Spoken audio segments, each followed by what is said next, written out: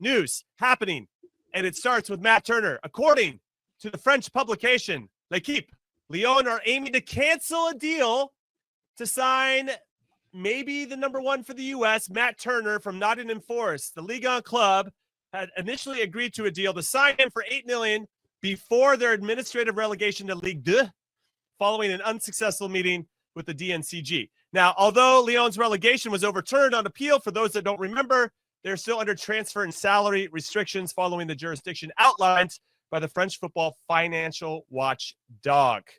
So, whoa, what do we do? A resident goalkeeper, Big Tones. What are we saying about the situation? What do you know? And where the hell is Matt Turner going to play in the next month?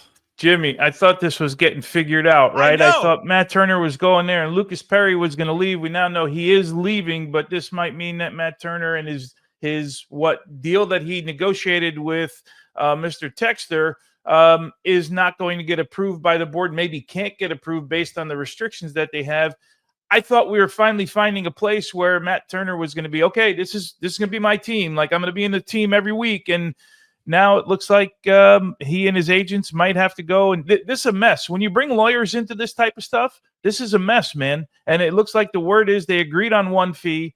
They've now almost cut that in half. And I'm assuming that means part of his salary is going to be cut too, which it would make you believe that, hey, a player doesn't want to go there when all of that stuff happens. But we kind of said, Chuck, a week or two ago, like, let's keep an eye out on what happens at Lyon because this could affect Matt Turner, and here we are talking about it.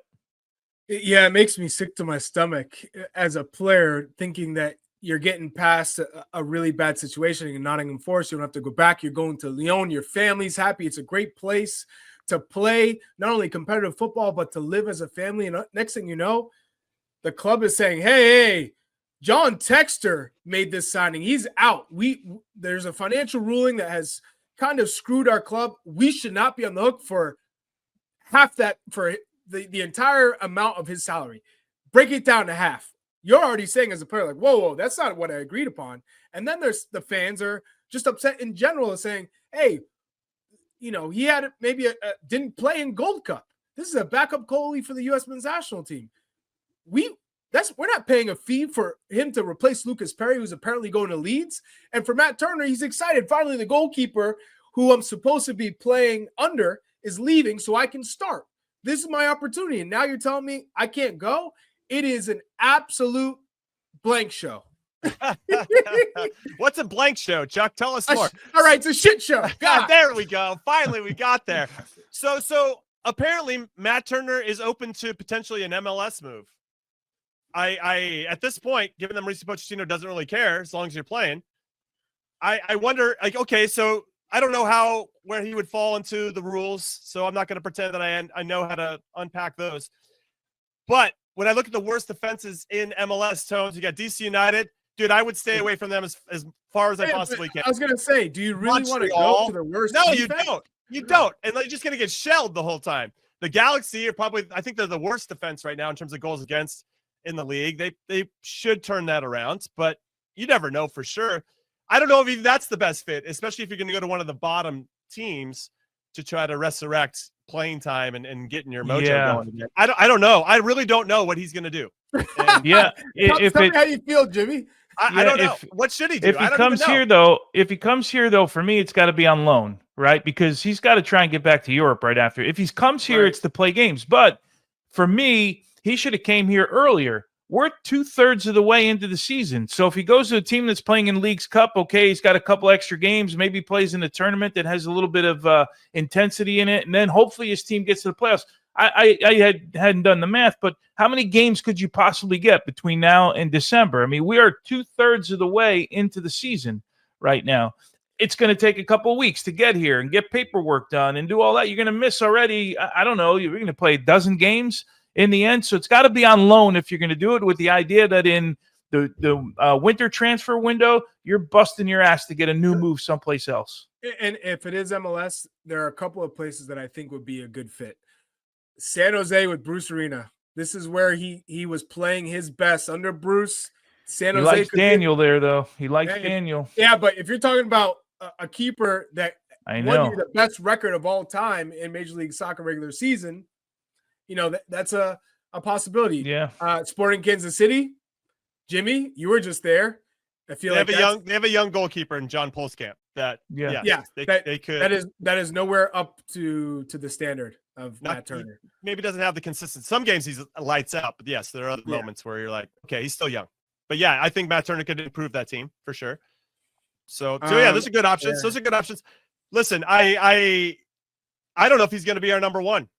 Now we already were thinking that coming out of the Gold Cup, and there's nothing going for him right now. The momentum is not on his side.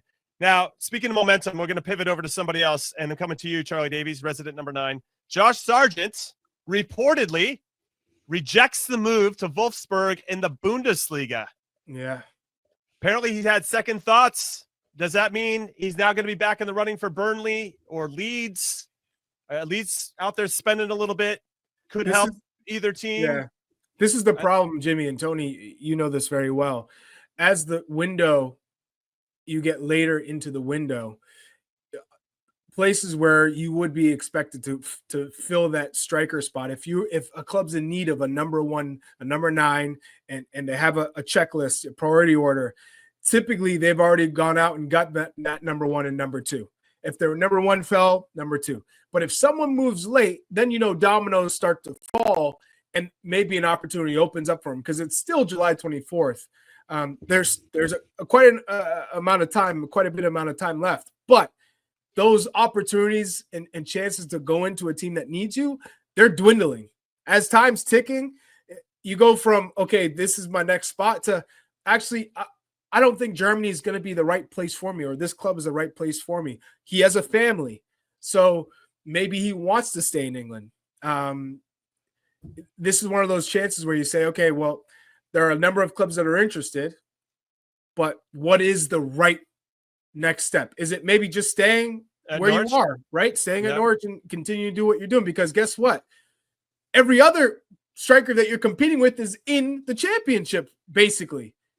Ajiman's there, DK's there, Damian Downs is there. So these are all the guys you're fighting over. If you continue to produce in the same league that they are, and you're outscoring them and outperforming them as a best 11 in the championship the prior season, then it's not really the end of the world, right? If you don't get the move you're dreaming of.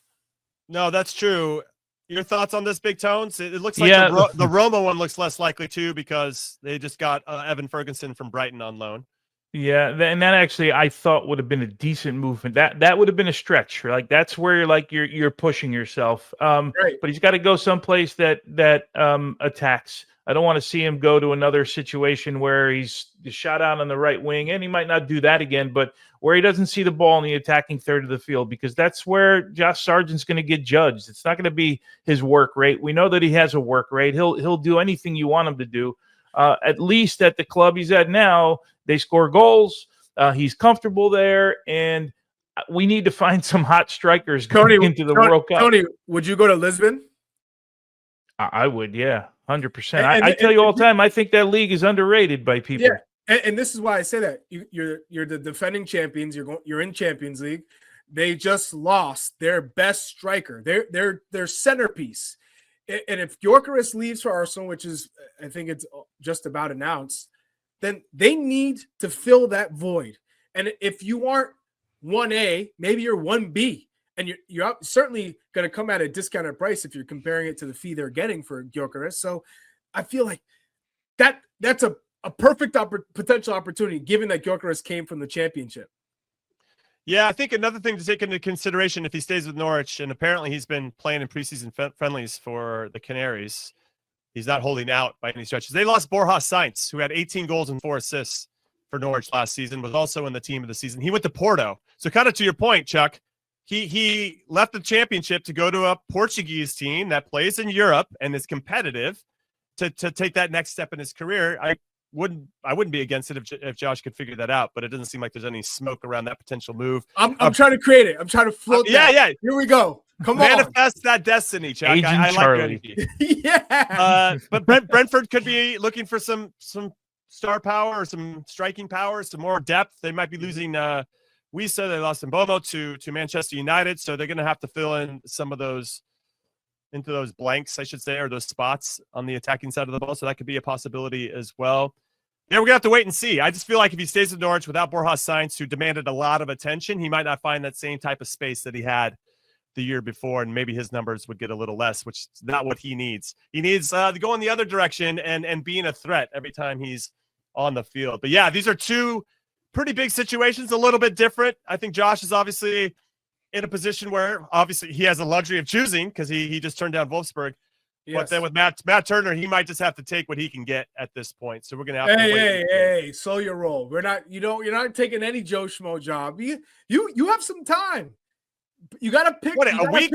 He's got a week. You gotta pick a solid destination where you're at least gonna give the opportunity to compete. You don't want to find yourself going to a new spot just to be a number 2. At this stage in your career, no, you got to play. You got to play. Oh, 100%. We're talking World Cup. So he might have to take what he gets.